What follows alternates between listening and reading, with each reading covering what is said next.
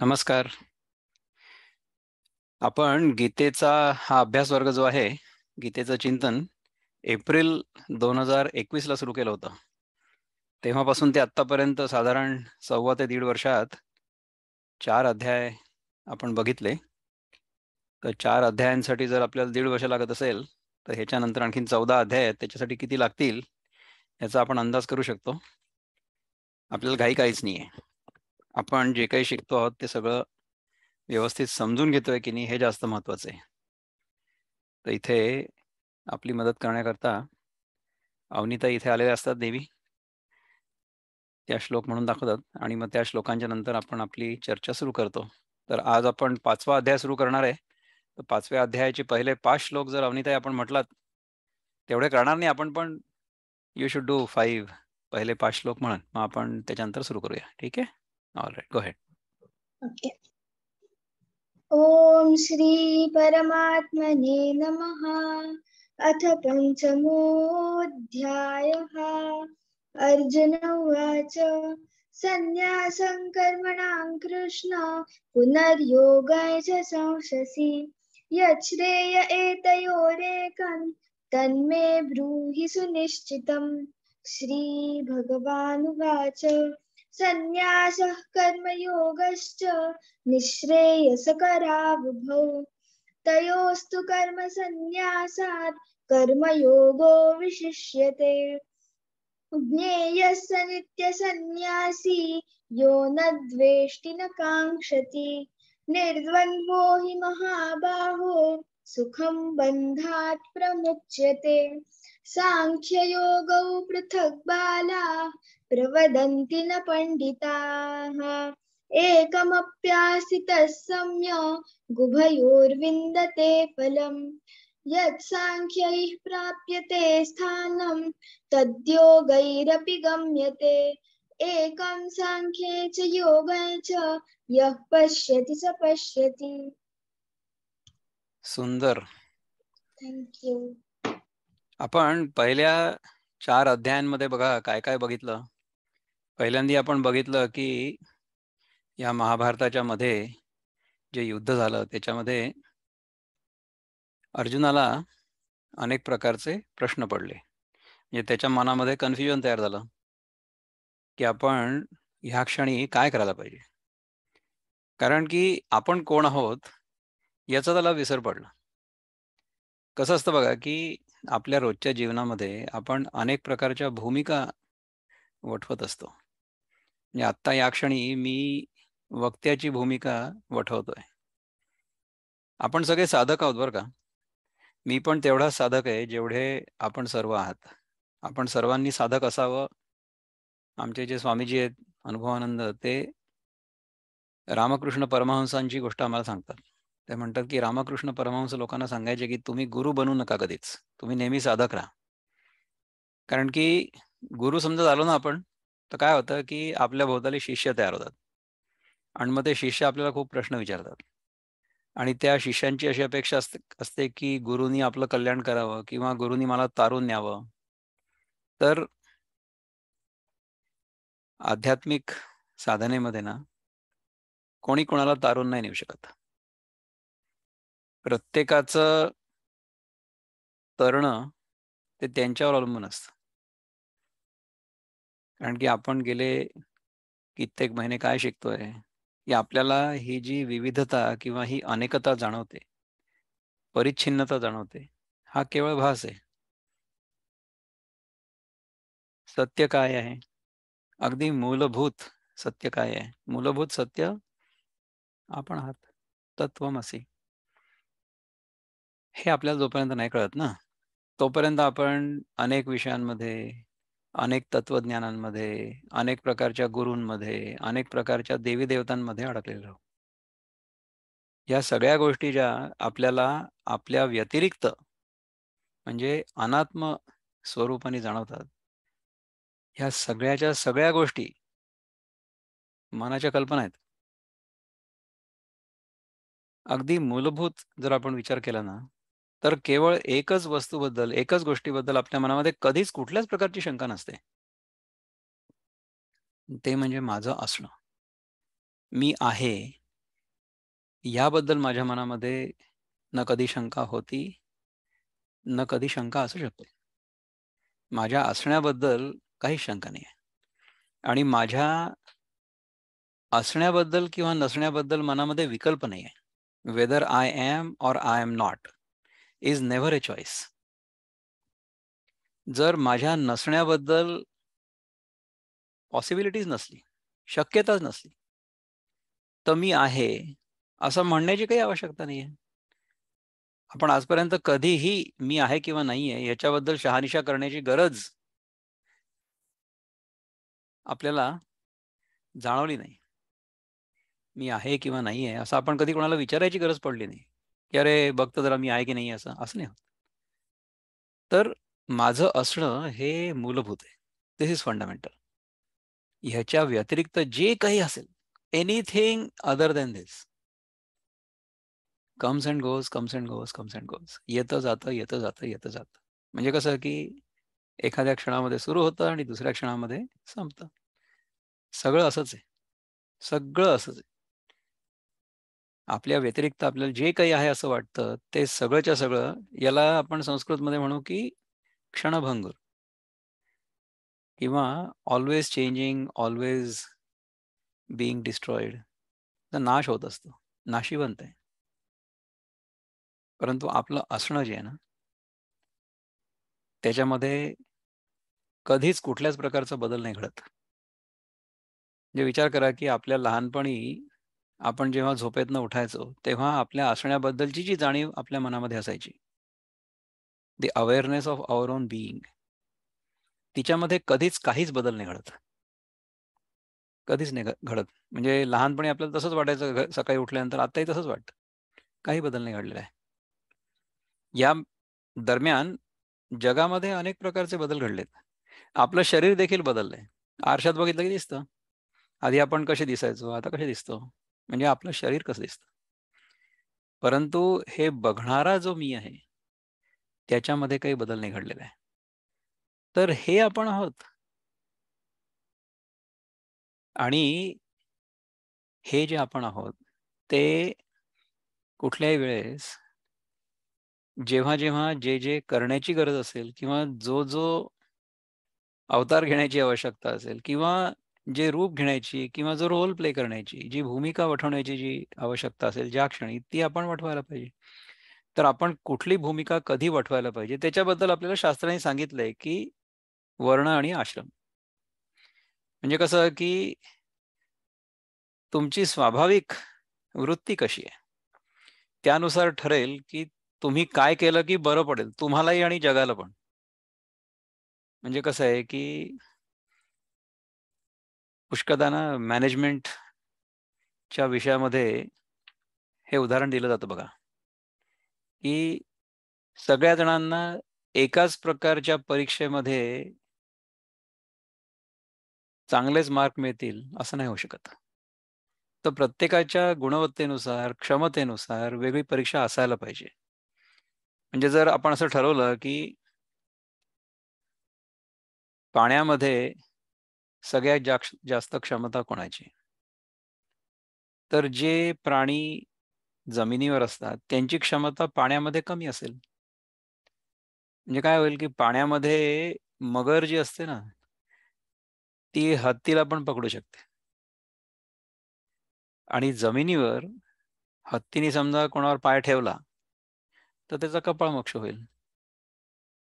तर मगर किंवा मासा किंवा जे जे प्राणी जलचर म्हणू आपण ज्यांना, त्यांना जमिनीवर तेवढी क्षमता नसणार. आणि जे जमिनीवरचे प्राणी आहेत त्यांना पाण्यामध्ये तेवढी क्षमता नसणार किंवा उडता येणार नाही. तर जर आपण सगळ्यांना तुम्ही पोहून दाखवा, तुम्ही धावून दाखवा आणि तुम्ही उडून दाखवा असं जर सांगितलं, तर सगळेच्या सगळे तिन्ही परीक्षांमध्ये पास होणार नाही, नाही का? तर कसं असतं की आपल्या जीवनात देखील लहानपणी आपण काही गोष्टी चांगल्या करू शकतो. तर कुठल्या गोष्टी चांगल्या करू शकतो? आपण शिकू शकतो. ते आपण करावं. हे सर्वसाधारण ऑब्झर्वेशनवरनं आपण बघितलेले सिद्धांत आहेत, की लहानपणी साधारण वयाच्या 18 ते 20-25 वर्षापर्यंत मनुष्याने ज्ञान ग्रहण करावं. त्याला आपण म्हणतो ब्रह्मचर्य आश्रम. So gaining knowledge. त्याच्यानंतरची जी स्टेज आहे आपल्या आयुष्यातली, त्याच्यामध्ये मग आपण गृहस्थ आश्रम आहे म्हणतो, की आपण परिवार आपला चालवावा, वाढवावा आणि समाजाची सेवा करावी. आपण जे काही करत असू, जो काही आपला व्यवसाय असेल, त्या व्यवसायातनं आपण आपल्या समाजाची सेवा करू. तिसऱ्या स्टेजमध्ये आपल्या जीवनातल्या आपण वानप्रस्थाश्रमात जाऊ. तर तेव्हा आपण यातून वेगळं होण्याचा प्रयत्न करू, तत्वचिंतन करण्याचा प्रयत्न करू, मनन करण्याचा प्रयत्न करू. आणि आपलं जर नशीब चांगलं असेल तर आपल्याला कळेल की जे आतापर्यंत आपण करत होतो ते करण्याची गरज होती, परंतु ते अंतिम सत्य नाही आहे. आणि ते कळल्यानंतर हळूहळू आपण विरक्तीकडे जाऊ. त्याला आपण संन्यास म्हणू. आता संन्यास म्हणजे कसं आहे की आपण कर्मापासून संन्यास नाही घ्यायचा आहे. कर्मापासून संन्यास नाही घ्यायचा आहे. कर्म करत राहायचे. कारण की बघा, जोपर्यंत आपल्या शरीरामध्ये प्राण आहेत, जोपर्यंत आपलं शरीर चालू आहे, तोपर्यंत ते शरीर व्यवस्थित चालू ठेवणं हे आपल्या सगळ्यांचं कर्तव्य आहे. परंतु ते शरीर उपभोगाकरता, मनोरंजनाकरता न वापरणं, परंतु सेवेकरता वापरणं, हे आपलं कर्तव्य आहे. तर भगवंतानी काय सांगितलं की अर्जुनाला जेव्हा असं वाटलं की इथे मी योद्धा बनून आणि आपल्याच गुरूंना, आपल्या चुलत भावांना, आपल्या वडिलांच्या काकांना मारण्यापेक्षा असं होईल की बरं होईल की मी समजा संन्यास घेतला आणि हिमालयात जाऊन राहिलो, भिक्षा मागितली तर बरं राहील. पण तसा त्याचा स्वभाव नव्हता. आपण ह्याच्याबद्दल पण बोललो होतो बा, हे 4 आश्रम आपण आता चिंतन केलं ना, आपण 4 वर्णांबद्दल पण बोललो होतो की जेव्हा आपण आता सध्या जे करतो आहोत ते करतो, तेव्हा आपण सगळे ब्राह्मण असतो. ही ब्राह्मण वृत्ती आहे. ब्राह्मण वृत्ती म्हणजे काय, की मी स्वतः कोण आहे याबद्दल चिंतन, तत्वचिंतन, सत्य शोधणं आणि त्यासाठी सर्वस्व आपलं लावणं, हे जो कोणी करेल तो ब्राह्मण. त्यानंतर स्वतःचं रक्षण करणं, स्वसंरक्षण. स्वसंरक्षण ही जी वृत्ती असते ना, ही आपल्या सगळ्यांमध्ये असते. तिला आपण क्षत्रिय वृत्ती म्हणू. तर ज्यांच्यामध्ये ही वृत्ती प्राबल्यानी आहे, त्यांनी समाजाचं रक्षण करावं, सैन्यामध्ये भरती व्हावं किंवा राज्य करावं, जे काही असेल ते.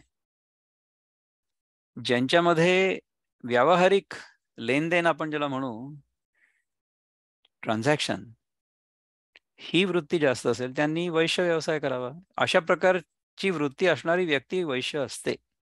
असं फक्त डिस्क्रिप्शन आहे. ही काही जात नाहीये. जात आपली सगळ्यांची एकच आहे. सगळ्यांची एकच जात आहे. तिला म्हणतात मनुष्य. मनुष्य जाती. जाती म्हणजे कुठल्या योनीतून आपण जन्माला आलो ती जाती. वी आर ऑल मनुष्य जाती. सगळे आपण सारखेच आहोत. आपण सगळे एका जातीचे आहोत. मनुष्य. हे जे वर्ण आहेत ना, ही वर्ण न आहेत. जे ब्राह्मण वर्ण, क्षत्रिय वर्ण, वैश्य वर्ण आणि शेवटी शूद्र, ज्यांना स्वतःचं डोकं नाही चालवायचंय. They are followers. जे आपल्याला हे 3 वर्ण सांगतील किंवा ते हे जे काही ठरवतील ते आपण तसं करूया. आणि ज्यांना खूप जास्त कॉन्टेम्प्लेशनमध्ये पण रस नाहीये किंवा ज्यांना स्वसंरक्षणामध्ये किंवा ॲडमिनिस्ट्रेशनमध्ये काही फारशी गती नाहीये किंवा ज्यांना ट्रान्झॅक्शनमध्ये काही फारशी गती नाहीये. अशा प्रकारचे लोक असतात ना. मीच आहे. मला ह्या 3 पैकी फारसं काही जमतं असं वाटत नाही. त्यामुळे तसा वर्णनाने समजा म्हटलं तर मी शूद्र आहे आणि व्यवसायाने तर शूद्र आहेच. कारण व्यवसायाने शूद्र नाहीये. त्याच्यापेक्षा खालचं जर काय असेल ना, ते आहे अस्पृश्य. व्यवसाय काय माहिती आहे का? सांडपाण्याचा निचरा करणे, वेस्ट वॉटर ट्रीटमेंट. याच्यामध्ये पीएचडी केलंय. म्हणून कसं आहे की जन्म ब्राह्मण परिवारात झालेला आहे. ज्यांनी पिढ्यानपिढ्या भिक्षुकीचा व्यवसाय केला असेल, काय जे काही केलं असेल ते, किंवा शेती केली असेल, तर ब्राह्मण कुळामध्ये जन्म झालेला आहे, परंतु व्यवसाय जो आहे तो अस्पृश्याचा आहे. त्यामुळे ब्राह्मण, क्षत्रिय, वैश्य, शूद्र या 4ही वर्णांवर प्रामाणिकपणे टीका पण करू शकतो. त्यांचा अनुभव पण घेतलेला आहे. त्यामुळे कसं आहे, की यातलं जे आपण म्हणू, की वैशिष्ट्य प्रत्येक वर्णाचं वैशिष्ट्य काय आहे, ते स्वतः प्रत्यक्ष अनुभवलेलं आहे. आणि ह्यातली जी वैगुण्य आहेत, ड्रॉबॅक्स त्यांच्यावर देखील आपण चिंतन करू शकतो. कुठल्या संतांनी म्हटलंय, तुकाराम महाराजांनी म्हटलंय का, की जळामध्ये मासा झोप घेई तैसा, जावे त्याच्या वंशा तेव्हा कळे. तर एखाद्या योनीमधल्या ज्या समस्या आहेत ना, त्या समस्या तुम्ही त्या योनीमध्ये गेल्यात तरच कळेल. अदरवाईज नाही कळणार आपल्याला. त्यामुळे ब्राह्मण, वैश्य, क्षत्रिय, शूद्र ह्या सगळ्या प्रकारच्या प्रयोगातनं आपण काय शिकू शकतो? हे सगळेच्या सगळे आपण प्रयोग करून जर बघितले किंवा आपण करतोच, कळत-नकळत करत असतो. परंतु आपण त्या अनुभवांवरनं काही शिकत नाही. ते जर आपण शिकलो, तर आपल्या हे लक्षात येऊ शकतं, की आपण कोण आहोत. तर अर्जुन क्षत्रिय होता. तो जर युद्धाचं मैदान सोडून हिमालयात जाऊन भिक्षा वगैरे मागायला लागला असता, तर तिकडे जाऊन तो हरणं-बिरणं मारायला लागला असता. आणि त्याची जी क्षात्र वृत्ती होती ती तर काही गेली नसती ना. That was how he was born आणि he was raised like that. तर त्यामुळे क्षात्र वृत्ती त्याच्या मनातनं गेली नसती. तिकडे गेला असता ते. पण तसं करून काही उपयोग पण नव्हता ना. जो युद्धातनं उदात्त भूमिकेतून चालला जातो, माघार घेऊन, त्याला लोक उदात्त थोडीच म्हणतील. त्याला लोक म्हणतील पळपुटा. तर क्षत्रियासाठी पळपुटा समजा लोकांनी म्हटलं त्याच्याशी जास्त लज्जास्पद काय असू शकतं? नथिंग. तर कृष्णाने त्याला सांगितलं, की "बाबा, तू आत्ता इथे युद्धाच्या मैदानावर आलायस. युद्ध करणं हे अटळ आहे. हे युद्ध टाळण्यासाठी आपण अनेक प्रकारची डिप्लोमसी करून बघितली. त्यांनी काही उपयोग झाला नाही. युद्धाच्या आदल्या दिवशी संजय जो होता ना, आजकालचा संजय नाही, त्या काळातला संजय, तेव्हाही संजयच होता. त्याला कौरवांनी म्हणजे धृतराष्ट्रांनी पांडवांच्या कॅम्पमध्ये पाठवलं. रात्री युद्धाच्या on the eve of the Mahabharata war. पुन्हा एकदा त्यांचं मन वळवायला, की समजा युद्ध टळलं आणि सगळं राज्य कौरवांकडे राहिलं, तर बरं पडेल. तर संजय जेव्हा गेला पांडवांच्या तंबूत, तेव्हा त्यांनी काय सांगून बघितलं युद्ध टाळण्यासाठी. तर कृष्णानी धृतराष्ट्राला विचारलं, "धर्मराजा, ह्याच्या प्रश्नाला मी उत्तर देऊ का?" तर धर्मराजा म्हणे, "ऑफकोर्स देऊ शकतो तो उत्तर. काय काय हरकत आहे?" तर कृष्णानी संजयाला सांगितलं, की "तू आपल्या बॉसला जाऊन सांग, धृतराष्ट्राला, युद्ध तर होणार आहे. War will happen. Go back. उद्या सकाळी ये. Will see you in the theatre of war." असं करून त्याला पिटवलं. तर युद्ध होणं हे अटळ होतं. युद्ध होणं ही त्या काळची आवश्यकता पण होती. युद्ध हे आपल्या मनात नेहमी सुरू असतं. बाहेरचं हे जे युद्ध आहे, महाभारताचं जे युद्ध आहे, ह्या सगळ्या कहाणीवरनं आपल्याला शिकायचं काय आहे? युद्धाची कहाणी, महाभारताची कहाणी, गीता ह्या सगळ्या गोष्टी आपल्याला सांगितल्या जातात. यांचं प्रयोजन हे आहे, की यातनं आपण शिकावं, की how can we improve our own life, improve our own life experience. आपल्या जीवनाचा अनुभव कसा वृद्धिंगत होईल, हे त्याच्या मागचं तात्पर्य आहे. तर कृष्णाने त्याला सांगितलं, की "तू क्षत्रिय आहेस, त्यामुळे तुला हे लढणं भाग आहे. लढा. आणि तू जे समजतो आहेस, की हे तुझे चुलत भाऊ आहेत, हे तुझे गुरु आहेत, हे तुझ्या वडिलांचे काका आहेत. ह्या सगळ्या ज्या नातेसंबंधांच्या कल्पना आहेत ना, त्या तुझ्या देहबुद्धीवर आधारित आहेत. म्हणजे हा देह मी, ह्या देहाचा जन्म अमुक एका दिवशी झाला आणि अमुक एका दिवशी हा देह संपेल आणि ह्या देहाच्या नात्यात माझे वडील, माझी आई, माझ्या वडिलांचे भाऊ, त्यांचे काका वगैरे अशा प्रकारची ही जी सगळी नाती असतात ना, ही देहबुद्धीवर आधारित असतात. तर ते चुकीचं आहे. हे भगवंत दुसऱ्या अध्यायात समजावून सांगतात श्रीकृष्णाला. श्रीकृष्ण भगवंत अर्जुनाला समजावून सांगतात. पण अर्जुनाला काही ते कळत नाही. मग अर्जुन विचारतो की अशा प्रकारची बुद्धी असलेला माणूस, ज्याची बुद्धी स्थिर आहे, तो म्हणजे कोण? तो कसा असतो? कसा चाले फिरे कसा? How does he live in this world? तर त्याची सगळी आपल्याला त्याचं डिस्क्रिप्शन आपल्याला सांगितलं गेलं की हे प्रजाहाती यदा कामान सर्वान पार्थ मनोगतान आत्मनी एव आत्मना तुष्टा स्थित प्रज्ञस्तदोच्यते, हे सगळं सांगितलं. ते जे 18 श्लोक आहेत दुसऱ्या अध्यायाच्या शेवटचे 18 श्लोक, ते समजा 18 श्लोक आपण पाठ केले, त्यांचं सारखं मनन चिंतन केलं, ते जर आपल्याला पूर्णपणे समजले, तर त्याच्या पलीकडची गीता वाचण्याची काही गरज नाही. परंतु आपण सगळे अर्जुन, मैं भी अर्जुन तो होता ना अण्णा हजारेच्या सोबत केजरीवाल आणि त्याची सगळी टीम होती, तो काय म्हणायचा, मैं भी अण्णा, ऐसा मैं भी अर्जुन. कारण कसं आहे की मैं भी कन्फ्युज्ड, माझं पण डोकं चालत नाही बरोबर. त्यामुळे इतकं सगळं व्यवस्थित समजावून सांगितल्यानंतर सुद्धा अर्जुनाच्या मनामध्ये खूप प्रश्न होते, जे आपल्या पण मनात असतात, नेहमीच असतात.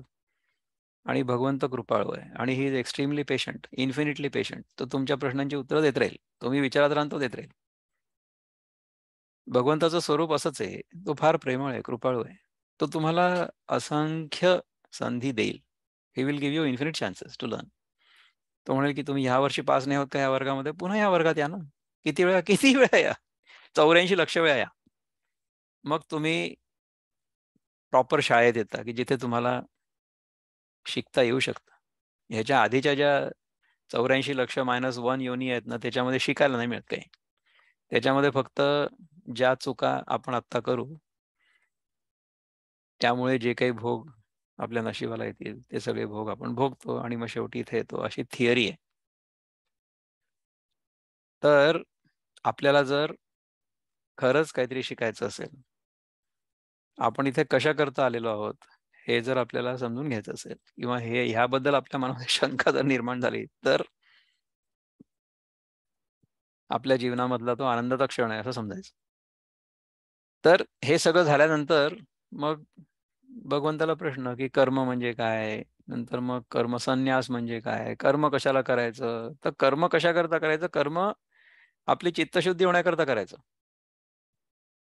कर्मामुळे समजा आपल्याला आनंद प्राप्ती होणार असेल, की कर्मामुळे आपल्याला काहीतरी फळ मिळणार असेल, तर तशा प्रकारचं कर्म आपल्याला त्या फळामध्ये आणि त्या संसारामध्ये बांधेल. तर कर्माचा सिद्धांत, कर्माचं फळ कसं तयार होतं, त्याचा त्याग कसा करायचा वगैरे, ह्या सगळ्या गोष्टी आपण गेल्या 3-4 अध्यायांमध्ये शिकलो. बॉटम लाईन काय आहे? बॉटम लाईन 2च आहेत. आपल्याला 2 गोष्टी शिकायच्या.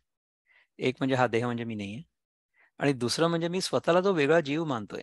मी म्हणजे वेगळा जीव आणि तुम्ही सगळे म्हणजे वेगळे जीव. हा एक भास आहे. ह्या भासामध्ये काही समस्या नाहीये. समस्या ते खरं आहे अल्टिमेटली हे मानण्यामध्ये आहे. तर त्यापासून आपल्याला सुटका मिळवून घ्यायची. तर त्याच्यासाठी काय करणं आवश्यक आहे? तर त्याच्यासाठी जोपर्यंत आपण समजतोय ना स्वतःला की आपण देह आहोत, तोपर्यंत या देहाने आपण सेवा करायला पाहिजे. कर्मयोग. म्हणजे आपण जे काही आपल्या वाट्याला आलं असेल कर्म ते आपण करावं. ते कर्म समाज पुरुषाच्या चरणी अर्पण करावं किंवा भगवंताच्या चरणी अर्पण करावं आणि त्यापासून आपण नामनिराळं राहावं. आपण असं म्हणावं की हे कर्म करण्याची संधी आपल्याला मिळाली आहे, आपल्या नशिबाप्रमाणे आपण ते करतो आहोत. परंतु कर्ताभाव न ठेवता, म्हणजे कर्ताभाव न ठेवणं हे फार कठीण आहे बरं का. म्हणून मग भगवंत काय सांगतात किंवा आपली शास्त्र काय सांगतात, की आपण जे काही करू ते भगवंताच्या प्रेरणेने करतोय, भगवंताच्या कृपेमुळे करतोय आणि भगवंतासाठीच करतोय. असं समजा आपण विचार केला, तर मग त्याच्यापासून हळू आपण स्वतःला वेगळं करू शकतो. तर कर्मामुळे आपली चित्तशुद्धी होते. या कर्माचा जो शेवटचा भाग आहे ना, तो म्हणजे आपलं मन अनुशासित करण्याचा आहे. तर तो पुढच्या अध्यायात येणार आहे 6व्या अध्यायामध्ये. त्याच्यानंतर मग हे जे अनुशासित मन आहे, हे जे शुद्ध मन आहे, ते एकाग्र आपण करू शकतो. तर ते एकाग्र करण्याची जी युक्ती आहे, ते एकाग्र कशावर करायचं? आपण नेहमी आपल्या व्यतिरिक्त जे काही आहे ते सत्य असं मानत असतो ना, त्यामुळे त्यातलं एक प्रतीक आपण निवडावं, जे काही आपल्याला आवडेल ते. त्याला म्हणतात इष्टदेवता. त्याच्यावर आपलं सगळं लक्ष केंद्रित करावं. तर तुम्हाला जी कुठली देवता आवडत असेल ते ठीक आहे. कृष्ण आहे, राम आहे, गणपती आहे, शंकर आहे, देवी आहे, जे काही तुम्हाला आवडेल. तर त्याच्यावर आपलं लक्ष एकाग्र करून त्या एकाग्र चित्तामध्ये हा ईश्वर कोण आहे हे आपल्या मनामध्ये येईपर्यंत उपासना करत राहायची एकाग्र चित्ताने. आणि ज्या क्षणी आपल्या मनामध्ये हा प्रश्न निर्माण होईल की जो ईश्वर आहे ज्याची मी उपासना करतोय आतापर्यंत इतके वर्षापासून, तो कोण आहे? तर हे जेव्हा माझ्या मनात येईल, ती माझी खरी आध्यात्मिक पहाट. आणि मग तेव्हा जे काही चिंतन होईल ते सगळं 13, 14, 15, 16, 17, 18 बेसिकली 13, 14, 15 या 3 अध्यायांमध्ये ते येईल, जेव्हा केव्हा येईल तेव्हा. 7 ते 12 पर्यंत हा सगळं भक्तीचा विस्तार आहे. त्याच्यामध्ये ईश्वर कोण आहे, त्याचं स्वरूप, त्याच्याबद्दल चिंतन. आणि मग त्याच्यानंतर जीव आणि ईश्वर हे दोन्ही एक कसे आहेत, आत्मा आणि परमात्मा दोन्ही एक कसे आहेत, ह्याच्याबद्दलचं सगळं चिंतन 13च्या नंतर आहे. आणि नंतर 16, 17 अपेंडिसेस म्हणता येईल आपल्याला, परिशिष्ट. आणि 18 मध्ये उपसंहार, म्हणजे the whole thing is brought together once again. अशा प्रकारे ही गीतेची रचना आहे. तर ह्यापैकी 4 अध्याय आतापर्यंत आपण केलेले आहेत. आणि हा 5वा अध्याय आजपासून देवाच्या कृपेने आपण सुरू केला. तर 5व्या अध्यायाचा जो पहिला श्लोक आहे तो आपण आत्ता घेऊया. तर मी पहिले इथे ही स्क्रीन शेअर करतो. त्याच्यामध्ये आपण बघूया पहिले की विनोबा काय म्हणतात. अर्जुन म्हणाला, कृष्णा संन्यास कर्माचा तसा योग ही सांगसी, दोहोत जे बरे एक सांगते मज निश्चित. कृष्णा संन्यास कर्माचा, कर्माचा संन्यास आणि कर्मयोग, योग म्हणजे कर्मयोग, हे दोन्ही तुम्हाला सांगितलं. पण आता ह्या दोघांमध्ये बरं काय आहे, म्हणजे व्हॉट इज बेटर, ते तुम्हाला सांग, निश्चितपणे सांग. नाही तर माझ्या मनामध्ये आणखीन कन्फ्युजन. तर असं नको व्हायला. तर आपले गुरु प्रभुपाद काय म्हणतात की संन्यासम कर्मणा कृष्ण पुनर्योगम च शंससी शंससी यच्छ्रेय एतयोरेकम तन्मे ब्रूहि सुनिश्चितम. राईट. तर दिसतंय ना तुम्हाला हे? Arjun said, O Krishna, first of all you ask me to renounce work म्हणजे संन्यास, and then again you recommend work with devotion म्हणजे कर्म करायला सांगतो भक्तिपूर्वक. Now will you kindly tell me definitely which of the two is more beneficial? तर हे सांगतो का मला प्लीज? तर किशोरजी आपले बंधू आहेत, ते काय म्हणतात बघूया याच्याबद्दल आपण. Let's share another screen. Where is Kishore Kulkarni? Where is my PDF वृत्तबद्ध? Okay, all right, share. So let's look at the mukt chhand first. Arjun म्हणे भगवंतासी, कधी कर्मसन्यास सांगसी, कधी योगाची करीसी स्तुती, हित करते एक सांग निश्चिती. Tell me something for sure, मला आणखीन कन्फ्यूज नको करू. कधी सांगसी कृष्ण संन्यास श्रेष्ठ, कधी कर्मयोगा म्हणावेची श्रेष्ठ. मला सांग आता हिताचे असे ते, कशाची धरावीच मी कास निष्ठे, कशाची कास मी धरू निष्ठापूर्वक, ते तुम्हाला सांग कृपा करून. तर ह्याच्यावर किती ओव्या लिहिल्या आहेत ज्ञानेश्वरांनी हे आपण बघूया. Let us try. पहिल्या याच्यामध्ये बघा, पहिल्या ओवीवर 15, म्हणजे पहिल्या श्लोकावर 15 ओव्या आहेत. बघू आपण एक एक करत, आपल्याला घाई कुठे. श्रीकृष्ण असं म्हणे, अर्जुन कसे हे तुमचे भाषण, विसंगत असता मन त्याचा विचार करील का. माझं मन विसंगत आहे, म्हणजे माझ्या मनामध्ये भ्रम आहे किंवा द्विधा मनस्थिती आहे की कर्मयोग बरोबर आहे की संन्यास बरोबर आहे, काय चांगलं आहे माझ्यासाठी, काय चांगलं आहे. अशा प्रकारची द्विधा मनस्थिती माझी जर असली ना, तर माझं मन जे बरोबर आहे त्याचा विचार कसा करेल. मागे कर सर्व कर्मांचा संन्यास, तुम्ही सांगितला विशेष, आणि आता महत्वाचं कर्मयोगा देता कसे. आधी तुम्ही मला सांगितलं की संन्यास ठीक आहे, तो चांगला आहे, पण मग आता तुम्ही सांगता की कर्म जास्त चांगलं आहे. आता हे कसं काय आहे. हे दुटप्पी बोलणे, गोंधळवी आमुची मने, आम्हा अज्ञाना कारणे उकल त्याची होत नाही. हे तुम्ही असं दोन्ही गोष्टी सांगताना त्यामुळे आमच्या मनाचा गोंधळ उडतोय. आणि अज्ञानाकारणे, कारण की आम्हाला ज्ञान नाहीये ना. ज्ञान कशाचं ज्ञान? आपल्या स्वतःच्या स्वरूपाचं. हे ज्ञान नसल्यामुळे आमच्या मनामध्ये हा गोंधळ उडतोय. गोंधळावी आमची मने, आम्हा अज्ञानाकारणे उकल त्यांची होत नाही. We are not able to figure it out. जरी करणे तुम्हा लागून एक तत्वाचे प्रतिपादन, तरी ते निश्चय करून एकपणाने करावे.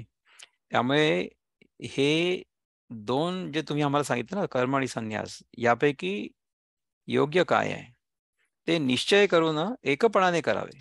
म्हणजे आम्हाला तुम्ही कृपा करून सांगा की यापैकी आमच्यासाठी बरं काय आहे ते निश्चित सांगा, मग आम्ही ते एक करू.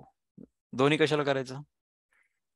आता खरं काय आहे की कर्म पण करण्याची आवश्यकता आहे आणि कर्म संन्यास पण करण्याची आवश्यकता आहे. म्हणजे कर्म फिजिकली थांबवण्याची पण गरज आहे. थांबवावं तर लागेलच ना. ह्याचं उदाहरण बघा की क्रिकेटच्या खेळामध्ये ना, एखादा खेळाडू जो असतो तो अगदी टॉप फॉर्म मध्ये असतो. केव्हा साधारण म्हणतात की एक 25, 26, 27 पासून ते 32 एक पर्यंत क्रिकेटमध्ये समजा म्हटलं तर. पण त्याच्यानंतर उतरती कळा लागते त्याच खेळाडूला, जो अगदी खूप टॉपवर असतो तो 32च्या नंतर खाली जायला लागतो. त्याच्यानंतर तो फॉर्म कायम ठेवणं हे फार कठीण असतं. खूप लोकांना जमत नाही. आजच माझ्यासमोर विराट कोहली आणि सचिन तेंडुलकर यांची कंपॅरिझन आली. मला खरं तर दाखवायला आवडेल तुम्हाला, कळलं का? कारण की सगळ्यांना आपल्याला इथे क्रिकेट आवडतं ना. So let me see if I can pull that up. तर हे जे ग्राफिक आहे हे खूप सुंदर आहे बरं का. This graphic came out to be really good. So let me see, I will pull this up. Virat Kohli आणि सचिन तेंडुलकर यांनी साधारण 14 वर्ष बॅटिंग केल्यानंतर त्यांच्या करिअरमध्ये काय झालं, म्हणजे how do there figures compare with each other, ह्याचं ते ग्राफिक आहे. तर ते मी स्क्रीनवर आल्याबरोबर तुमच्याशी शेअर करतो. So let me see if I can share the screen here just. आणि मग त्याच्यावरून आपल्याला ते जरा अनालिसिस करता येईल त्याचा की कसं असतं बघा. This is Sachin Tendulkar versus Virat Kohli. Hopefully तुम्हाला हे दिसत असेल. त्याच्यामध्ये बघा की let me see if I can increase the size of this. मग आता तुम्हाला चांगलं दिसेल. त्यांचे चेहरे पाहण्याची आपल्याला काही गरज नाही. Table is more important. After 14 years in international cricket, Sachin Tendulkar 173 innings नंतर त्याचे 8,892 रन होते ॲट अन ॲव्हरेज ऑफ 56.57, आणि विराट कोहलीचे 8,074 आहेत ॲट 49.53. म्हणजे बघा, आणि नंबर ऑफ सेंचुरीज आणि नंबर ऑफ 50s मध्ये सुद्धा पुष्कळ फरक आहे अर्थात, कारण की रन्स पण जास्त आहेत ना. तर असं असतं की पूर्ण 14 वर्ष कन्सिस्टंटली तोच फॉर्म मेंटेन करणं हे सोपं नाही आहे. आणि विराट कोहली जेव्हा टॉप फॉर्ममध्ये होता ना, तेव्हा विराट कोहली सचिन तेंडुलकरच्या पुढे जाईल असं आपल्याला वाटलं होतं. अजूनपर्यंत तसं दिसत नाही. म्हणजे आता काय दिसतंय की आता त्याचा फॉर्म कमी होतोय आणि his career is on the decline असं दिसतंय. आणि तो काही खूप मोठा नाही, आता 34च वर्षाचा आहे. सचिन तेंडुलकर चांगला 40, 41, 42 पर्यंत खेळला. तर विराट कोहली जर तिथपर्यंत खेळू शकला, तिथपर्यंत त्याची जर इंटेन्सिटी राहिली किंवा त्याचा फॉर्म राहिला, तर तितकं तो करू शकतो. परंतु कसं आहे पहा, हे सांगण्यामागचा उद्देश हा आहे की आपण एखादी गोष्ट चांगली करतो तोपर्यंत चांगली करत राहावी, पण त्याच्यानंतर मग ती सोडून पण द्यायची गरज असते ना. म्हणजे कर्म करण्याची पण आवश्यकता आहे आणि कर्म संन्यासाची पण आवश्यकता आहे. म्हणजे विजय मर्चंट सांगायचे की you should retire when people ask you why. Why do you want to retire, rather than when people start asking why not. म्हणजे तुम्ही रिटायर का नाही होत असा प्रश्न लोकांनी विचारेपर्यंत आपण त्यांचा पेशन्स ताणायची काही गरज नाही आहे. त्याच्या आधीच वी शुड रिटायर. याला म्हणतात कर्मसन्यास. So we should do karma and we should also withdraw from karma when the time is right.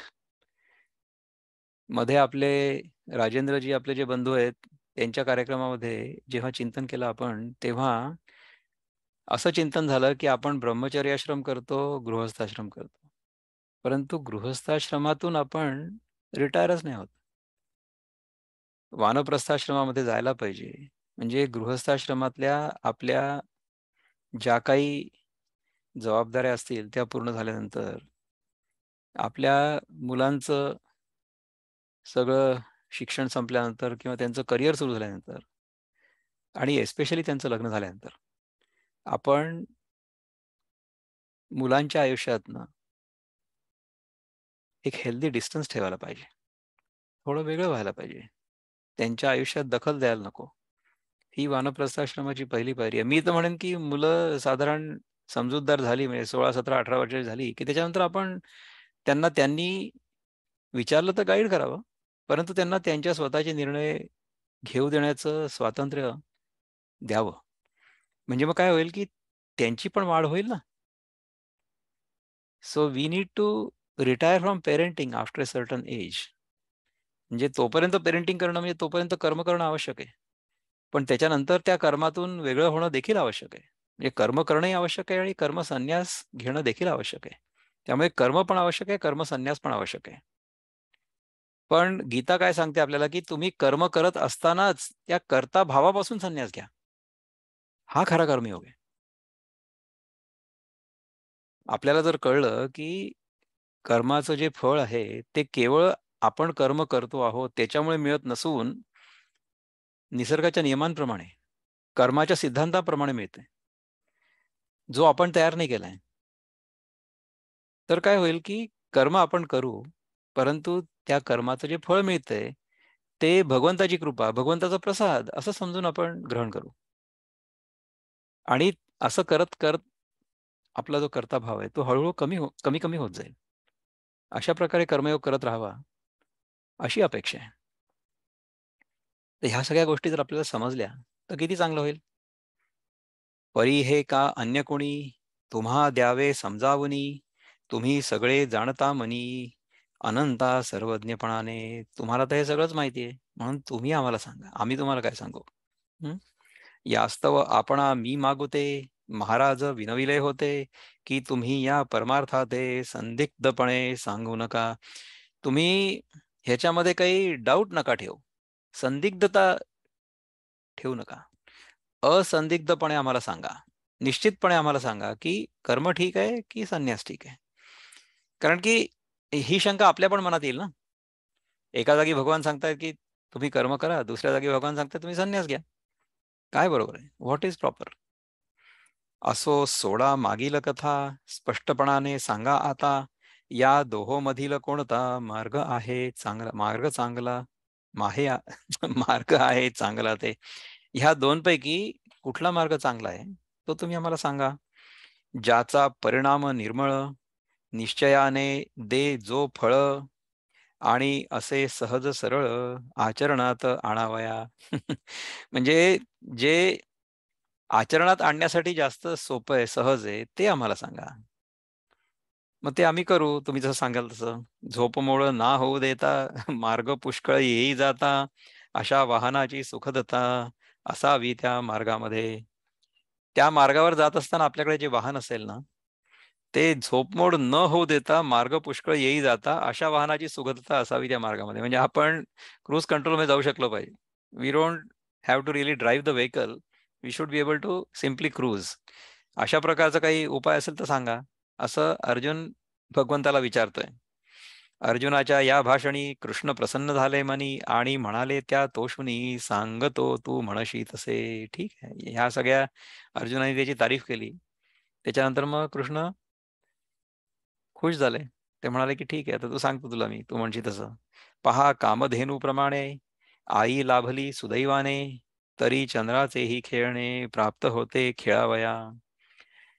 म्हणजे काय झालं, की आपल्याला कामधेनूप्रमाणे आपल्या सगळ्या इच्छा पूर्ण करणारी करणारी आई मिळालेली आहे आणि चंद्र हा खेळणं म्हणून मिळालाय. इतकं चांगलं आहे आपलं नशीब. प्रसन्न भगवान शंकर जाहले उपमन्यूवर, तई तरी तया क्षीरसागर मिळाला दूध भातासी. भगवान शंकर जर प्रसन्न झाले उपमन्यूवर, तर त्याला क्षीरसागर मिळाला दूधभातासी. त्यांनी तर दूधभात मागितला होता, पण त्याला क्षीरसागर मिळाला किंवा भातावर दूध टाकायला म्हणून क्षीरसागर म्हणजे क्षीरसागर म्हणजे ऍक्च्युली मिल्की वे असं म्हणतात. Kshirsagar is the milky way. Milky way is the Galaxy in which the earth is, म्हणून त्याला क्षीरसागर म्हणतात. ठीक आहे. तसे औदार्य निधान कृष्ण, जाहला अर्जुनाच्या स्वाधीन, सर्व सुखाचे आश्रयस्थान, मगन पार्थ होय केवी. तसा हा औदार्य निधान कृष्ण. कृष्णाचं औदार्य असं आहे की अर्जुनाने जो प्रश्न विचारला त्या प्रश्नाचं उत्तर तो मोकळ्या मनाने देतोय. त्याची उपमा काय दिली पाहिजे ना, कशी देतोय म्हणजे कृष्ण अर्जुनावर जे प्रेम करतो that is like Kamadhenu. That is like Shankar Bhagwan giving Kshirsagar to Upamanyu for दूध साखर म्हणजे दूध भात. ह्या सगळ्या उपमा दिल्या जातात कशा करता, कृष्णाचं अर्जुनावर जे प्रेम आहे ते दाखवण्याकरता. सर्व सुखाचे आश्रयस्थान मग न पार्थ होय केवी. मग पार्थाला सगळं सुख नाही मिळणार का? सगळ्या सुखाचं आश्रयस्थान कोण आहे? भगवंत आहे. आश्चर्य काय या स्थानी लक्ष्मीपती लाभे धनी. लक्ष्मीपती हा धनी आहे त्या आश्रयस्थानाचा.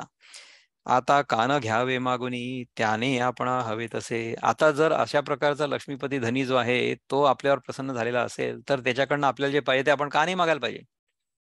त्याच्याकडनं आपल्याला जे हवं ते आपण मागू शकलो पाहिजे किंवा मागायला हवं, नाही का?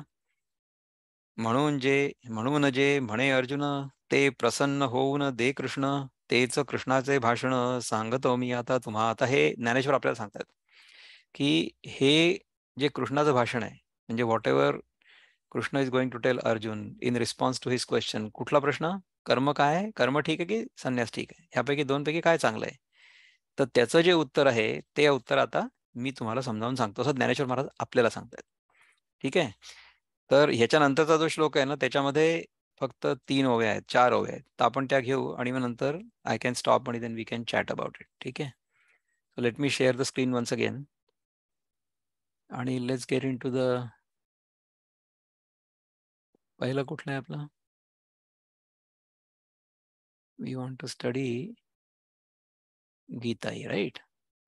सो गीताईमध्ये श्री भगवान म्हणाले योग संन्यास हे दोन्ही मोक्ष साधक सारखे, विशेषची परियोग संन्यासाहुनी मानला. तर योग संन्यास हे दोन्ही मोक्ष साधक सारखे, दोघांमधनही तुम्हाला मोक्ष मिळणार आहे. मोक्षाच्या दृष्टीने हे दोन्ही सारखेच आहेत, परंतु विशेषची परियोग, योग जो आहे म्हणजे कर्मयोग जो आहे ना हा संन्यासाहुनी मानेला विशेष. संन्यासापेक्षा कर्मयोग हा जास्त चांगला आहे असं भगवान म्हणतात. ठीक आहे. तर ह्याच्यामध्ये प्रभुपाद काय म्हणतात, how does he translate the second वर्स? ते म्हणतात की the personality of God head replied the renunciation of work and work in devotion are both good for liberation. They are both useful for liberation. They can both be used as tools for liberation. But of the two, work in devotional service is better than renunciation of work. हे तुम्ही कर्म करा आणि ते भक्तिभावाने करा. त्या कर्माचं फळ भगवंताच्या चरणी किंवा समाज पुरुषाच्या चरणी अर्पण करण्याच्या वृत्तीनी, बुद्धीनी, प्रेरणेनी करा. तर ते जास्त चांगलं आहे संन्यासापेक्षा. ठीक आहे. ह्याच्यासाठी आपले जे बंधू आहेत किशोर कुलकर्णी ते काय म्हणतात? So let's get into our muktchhand first. कर्मयोग व संन्यास उभय असती, मोक्षदायक असे भगवंत म्हणती. परी दोन्हीची जरी तुलना करता, कर्मयोग सरस कर्मसन्यासा परता. कर्मसन्यासा परता कर्मयोग श्रेष्ठ आहे, सरस. भगवान म्हणाले कोणी कर्म सोडी फळा त्यागी कोणी, मिळे मुक्ती दोही मार्गावरुनी. जरी मार्ग भिन्नत्व एकी फळावे, त्यजावे फळासी न कर्मा त्यजावे. किती सुंदर केलं त्यांनी हे ट्रान्सलेशन पहा, की कोणी कर्म सोडी आणि फळा त्यागी कोणी. म्हणजे कोणी कर्म सोडून देतं किंवा कोणी फळ त्यागून देतं आणि कर्मसन्यास जर घेतला तरी मुक्ती मिळते आणि फळाचा त्याग केला तरी मुक्ती मिळते. फळात्यागी कोणी म्हणजे दॅट इज द कर्मयोग आणि कर्मसोडी म्हणजे कर्मसन्यास. मिळे मुक्ती दोहीही मार्गावरून, दोन्ही मार्गावरून तुम्हाला मुक्ती मिळेल. जरी मार्ग भिन्नत्व एकी फळावे, म्हणजे मार्ग जरी भिन्न असले तरी सुद्धा फळ एकच आहे. त्यजावे फळासी न कर्मा त्यजावे. म्हणजे तुम्ही फळाचा त्याग करा, परंतु कर्माचा त्याग नका करू, असं सांगतायत भगवान. ठीक आहे ना. तर त्याच्यासाठी ज्ञानेश्वर काय म्हणतात बघू. 4च ओव्या आहेत. So let's do that. म्हणती अर्जुना दोन्हीही संन्यास कर्मयोग पाही, मार्ग असती मोक्षदायी तत्वशोधिता विचारे. तुम्ही जर त्याचं तत्व बघितलं, if you try to contemplate on that, तुम्हाला असं लक्षात येईल की कर्म आणि कर्मसन्यास, कर्म आणि संन्यास या दोन्हींचं फळ जे आहे किंवा ह्या दोन्हींची परिणती जी आहे ती मोक्षामध्येच होणार आहे. सर्व जाणत्या नेणत्या ते, कर्मयोगात सोपे जाते, जैशी नदी ओलांडण्याते, नाव बायका मुलासी. सर्व जाणत्या नेणत्या ते म्हणजे जे ज्ञानी लोक आहेत किंवा जे अज्ञानी लोक आहेत. नेणते म्हणजे अज्ञानी, जाणते म्हणजे ज्ञानी. कर्मयोगात सोपे जाते, त्यांना कर्मयोग सोपा पडतो.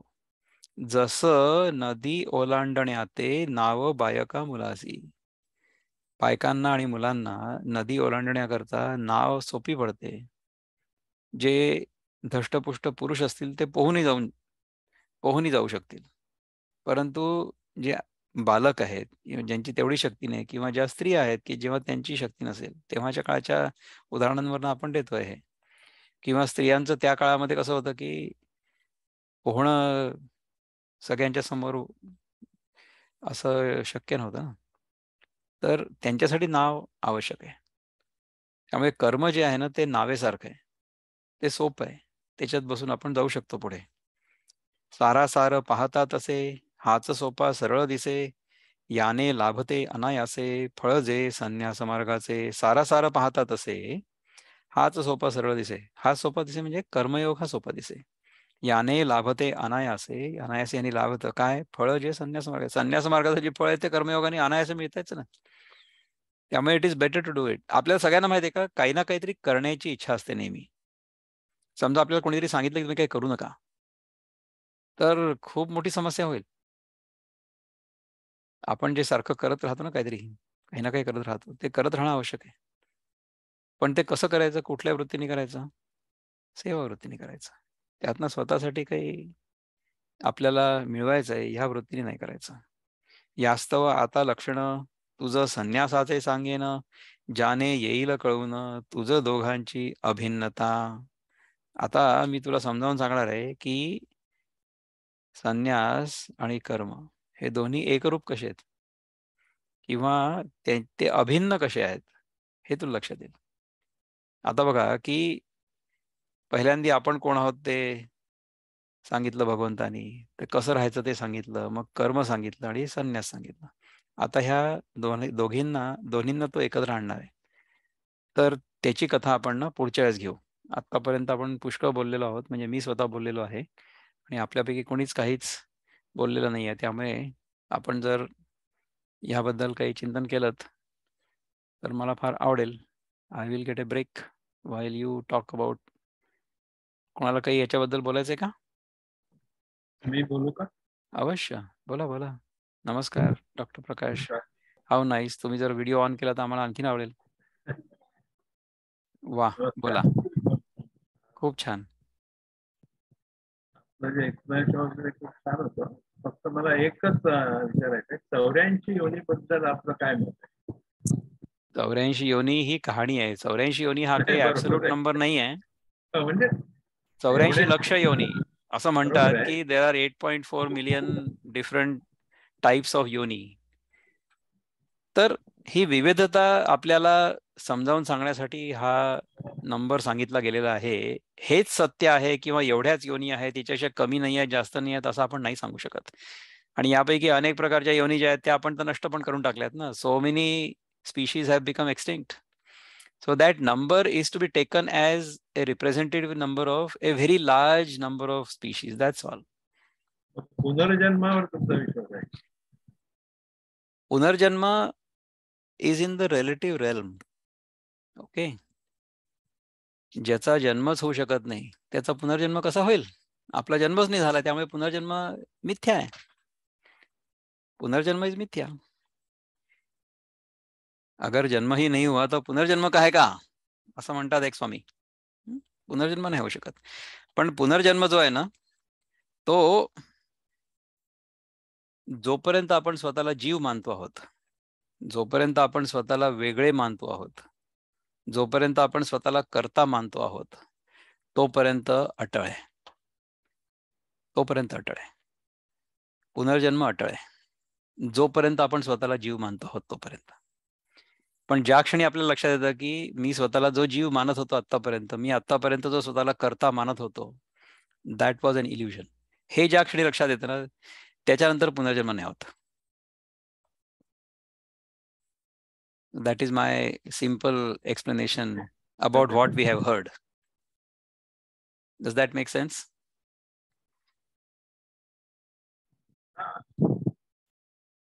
हे अगदी स्पष्टपणे, असंदिग्धपणे कळण्यासाठी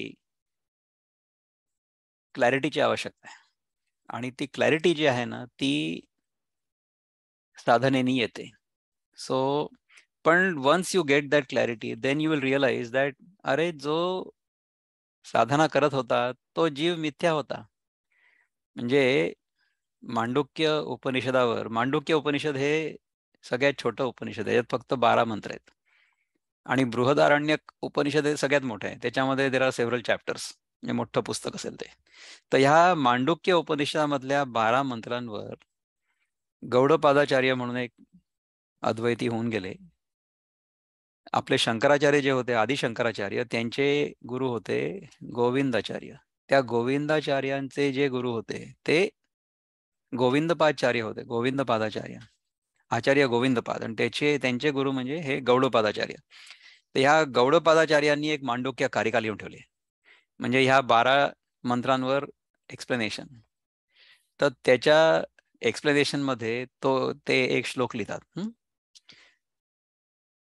न निरोधो न चोरपत्ती न च उत्पत्ती, न निरोधो न च उत्पत्ती, न बद्धो न च साधका, न मुक्ता न मुमुक्षुर्वयी इत्येषा परमार्थता. म्हणजे काय आहे की न निरोधो न च उत्पत्ती, त्याचा नाशही होत नाही, त्याचा उत्पत्ती पण होत नाही. न बद्धो न च साधका, there is nobody bound and there is nobody liberated, there is nobody doing sadhana. न मुक्ता, nobody is getting liberated. न मुमुक्षुर्वयी, nobody is wanting to get liberated. इत्येषा परमार्थता. म्हणजे काय आहे की in the absolute nobody is in bondage, nobody is wanting liberation, nobody is doing sadhana, आणि nobody is going to get liberated. तर जेव्हा ही clarity येते ना, तेव्हा मग हे लक्षात येतं की अरे, आतापर्यंत आपण जे स्वतःला समजत होतो ते किती चुकीचं होतं. कारण की आपल्याला ना आपल्या स्वतःच्या अस्तित्वाबद्दल किंवा जाणीवेमध्ये त्याच्या व्यतिरिक्त दुसरं काहीच कळत नाही कधीच. Everything is happening within our own consciousness, in our own awareness. Our own awareness is the only fundamental truth. Other than that, whatever appears to us is our own consciousness appearing to itself as its own image, as its own expanse, as an appearance. That is ultimate truth. Ittesha paramarthata. Ultimate truth is, other than my own awareness, other than my own consciousness, there is nothing else. आतापर्यंत मी जे स्वतःला वेगळा जीव मानत होतो, मला स्वतःला शरीर मानत होतो, या सगळ्या जगाला सत्य मानत होतो, हा सगळा केवळ एक भास होता, हे कळतं. आणि once you get to that state of experience, thereafter even Gita is like a story. पण आपण ते का बरं करतोय? टाइमपास. छान वेळ जातो. तर आपण हे गीतेचा अभ्यास पण करू शकतो, भजन कीर्तन करू शकतो, जप तप करू शकतो, आपल्याला जे आवडेल ते करू शकतो. असं ते चैतन्य महाप्रभू जे होते ना, ज्यांनी हा सगळा जो आता सध्या आपण ज्याला इस्कॉन म्हणतो, तिथपर्यंत ही जी सगळी त्यांची लिनिएज आहे, म्हणजे भक्ती मार्ग, even Tukaram Maharaj was a part of that, Vaishnav. तर ह्याचे जे संस्थापक आपण म्हणू ते म्हणजे चैतन्य महाप्रभू होते. ज्या चैतन्य महाप्रभूंना कोणीतरी विचारलं की तुम्ही हरे कृष्ण कृष्ण कृष्ण हरे हरे, हरे राम राम राम हरे हरे, असं का बरं भजन कीर्तन करता सारखं? त्यांनी संस्कृतमध्ये सांगितलं की मी टाइमपास करतो. कालक्षेपणार्थ म्हणजे टाइमपास. जर संस्कृतमध्ये सांगितलं तर ते महान, आणि आपण जर टाइमपास करतोय असं म्हटलं तर महान नाही, असं थोडीच आहे. So what we do in our life is really to realize who we are. म्हणजे आपण जे काही करत असू ते जर आपल्याला आपण स्वतः कोण आहोत हे ओळखण्याच्या दिशेने घेऊन जात असेल तर that activity or being in that experience is like being in स्वर्ग. स्वतःकडे जाण्याची गती, म्हणजे walking in the direction of the true self, that is स्वर्ग. So just being in this experience, doing these kinds of activities, being in this kind of satsanga is such a joy, amazing joy. That is why we do this. तसा आहे. Great, wonderful, thank you प्रकाशजी, आज आपण आलात, मला आनंद आहे. आणखीन कोणाला काही आहे प्रश्न विचारायला? पटतंय का हे जे बोललं जात आहे ते? Hopefully yes. तर आता जर आणखीन काही प्रश्न नसलेत तर आपण आजचा कार्यक्रम इथे थांबूया आणि पुढच्या आठवड्यात पुन्हा शुक्रवारी भेटू. आज आपण राजेंद्रजींसोबत एक्सचेंज केलं होतं गुरुवार शुक्रवार, तर ते त्यांनाही सोयीचं होतं, मलाही सोयीचं होतं. It worked out fine. आणि शेवटच्या क्षणी हा दिवसाचा बदल झालेला असून देखील आपण इतक्या संख्येने इथे आलात त्याच्याबद्दल मला खूप आनंद आहे. पुढच्या शुक्रवारी आपण पुन्हा एकदा भेटूया.